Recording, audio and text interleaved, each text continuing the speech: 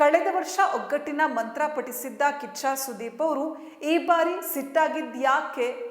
ಪೈಲ್ವಾನ್ ಸಿನಿಮಾಗೆ ಕಾಡ್ದಂತಹ ಪೈರಸಿ ಕಾಟ ಮಾರ್ಕ್ ಚಿತ್ರಕ್ಕೂ ಕಾಡತ್ತೆ ಅನ್ನುವಂಥ ಭೀತಿಯಿಂದ ಈ ಮಾತನ್ನ ಹೇಳಿದ್ದಾರಾ? ಏನಿರ್ಬೋದು ಬನ್ನಿ ನೋಡೋಣ.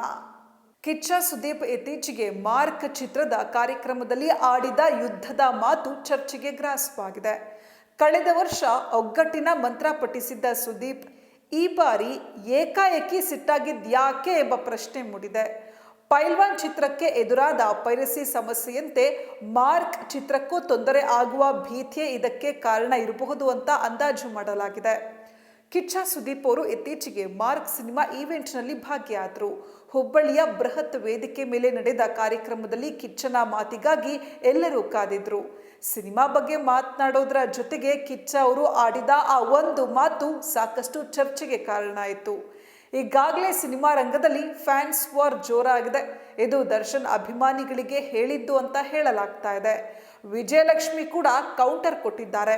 ಹೇಳಿಕೆ ಹಾಗೂ ಪ್ರತಿ ಹೇಳಿಕೆಗಳು ಚರ್ಚೆಯನ್ನ ಹುಟ್ಟು ಹಾಕಿವೆ. ಕಳೆದ ವರ್ಷ ಮ್ಯಾಕ್ಸ್ ಸಿನಿಮಾ ರಿಲೀಸ್ ಆಗುವ ಸಂದರ್ಭದಲ್ಲಿ ದರ್ಶನ್ ಬಗ್ಗೆ ಸುದೀಪ್ಗೆ ಪ್ರಶ್ನೆ ಮಾಡಲಾಯಿತು. ದರ್ಶನ್ ಬಗ್ಗೆ ಕೇಳಿದ ಪ್ರಶ್ನೆಗೆ ಕೂಲ್ ಆಗಿ ಉತ್ತರಿಸಿದ್ರು. ನನ್ನ ಮತ್ತು ದರ್ಶನ್ ನಡುವೆ ಯಾವುದೇ ಸಮಸ್ಯೆ ಇಲ್ಲ, ದರ್ಶನ್ ಕಷ್ಟಪಟ್ಟು ಮೇಲ್ ಬಂದಿದ್ದಾರೆ ಎಂದಿದ್ರು ಕಿಚ್ಚ ಸುದೀಪ್ ಅವರು. ಅಲ್ಲದೆ ಯಶ್, ದರ್ಶನ್, ಒಪ್ಪಿಸರ್, ಶಿವಣ್ಣ ಎಲ್ಲ ಸೇರಿದ್ರೇನೆ ಕನ್ನಡ ಸಿನಿಮಾ ರಂಗ ಅಂತ ಒಗ್ಗಟ್ಟಿನ ಮಾತು ಆಡಿದ್ರು. ಹುಬ್ಬಳ್ಳಿಯಲ್ಲಿ ನಡೆದ ಮಾರ್ಕ್ ಪ್ರೀ ರಿಲೀಸ್ ಈವೆಂಟ್ ಅಲ್ಲಿ ಸಾವಿರಾರು ಜನರು ಸೇರಿದ್ರು. ಈ ವೇಳೆ ಕಿಚ್ಚ ಅವರು ರೊಚ್ಚಿಗೆದ್ದು ಮಾತನಾಡಿದ್ರು. ಜುಲೈ 5ರಂದು ಒಂದು ಪ್ರಾಮಿಸ್ ಮಾಡಿದ್ದೆ, ಅಂತೆಯೇ ಡಿಸೆಂಬರ್ 25ನೇ ತಾರೀಕಿಗೆ ಸಿನಿಮಾ ರಿಲೀಸ್ ಮಾಡ್ತಾ ಇದ್ದೇವೆ. ಆದರೆ ಹೊರಗಡೆ ಒಂದು ಪಡೆ ಯುದ್ಧಕ್ಕೆ ರೆಡಿ ಆಗ್ತಾ ಇದೆ. ಈ ವೇದಿಕೆ ಮೇಲಿಂದ ಹೇಳ್ತಾ ಇದ್ದೀನಿ, ಯುದ್ಧಕ್ಕೆ ಸಿದ್ಧ, ಯಾಕಂದ್ರೆ ನಾವು ನಮ್ಮ ಮಾತಿಗೆ ಬದ್ಧ ಎಂದಿದ್ರು ಸುದೀಪ್ ಅವರು. ಸುದೀಪ್ ಈ ರೀತಿ ಮಾತನಾಡೋದಕ್ಕೆ ಕಾರಣ ಏನಿರಬಹುದು ಅಂಥೇಳಿ ಚರ್ಚೆ ಶುರುವಾಗಿದೆ.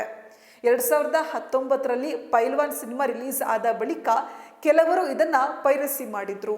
ಆ ಪೈರಸಿಯಿಂದ ಸಿನಿಮಾಗೆ ಸಾಕಷ್ಟು ತೊಂದರೆ ಆಯಿತು. ದೂರು ನೀಡಿ ಕೆಲವರನ್ನ ಅರೆಸ್ಟ್ ಕೂಡ ಮಾಡಿಸಲಾಯಿತು. ಈ ಬಾರಿಯೂ ಸುದೀಪ್ಗೆ ಈ ರೀತಿಯ ಸೂಚನೆ ಏನಾದರೂ ಸಿಕ್ಕಿದೆಯಾ ಎಂಬ ಪ್ರಶ್ನೆ ಮೂಡಿದೆ. ಇದಕ್ಕಾಗಿ ಸುದೀಪ್ ಆ ರೀತಿ ಹೇಳಿರಬಹುದು ಅಂತ ಅರ್ಥೈಸಲಾಗ್ತಾ ಇದೆ. ಇದಕ್ಕೆ ಸುದೀಪ್ ಅವರೇ ಸ್ಪಷ್ಟನೆ ಕೊಡಬೇಕಾಗಿದೆ.